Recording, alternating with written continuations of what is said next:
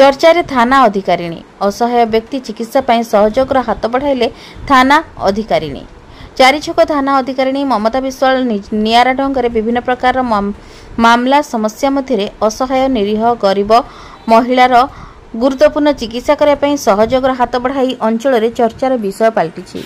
सूचना प्रकाश पुरी जिला चारिछक थाना अंतर्गत छणीजंग पंचायतर लंकपड़ा ग्रामर रणेश चंद्र जेनांग बोहू तथा मुकेश जेनांग पत्नी विष्णुप्रिया स्वाई किडनी जनित समस्या जनित रोग पर अर्थर अभाव जो तार पितृर संपत्ति को बिकी चिकित्सा करने बिक्री रे बाधा सृष्टि हेबारु स्वामी मुकेश जेना तार रोगिणा स्त्री को नहीं चारिछक थाना अभियोग देथिले।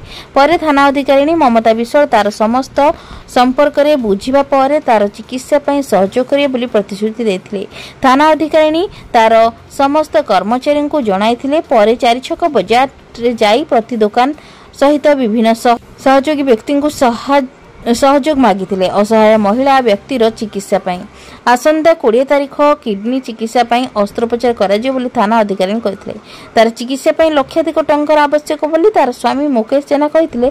तार चिकित्सा पई जदि कोनोसी सहृदय व्यक्ति सहाय्य करिया पई चाहंती ताहेले account number 6283257074 IFC code IDIB 0009026 किंबा 7854070879 विष्णुप्रिया स्वाई रे फोन पे करदेले निरीह गरीब लोकर उपकृत हेबा सह महिला रोगी बंची जाता।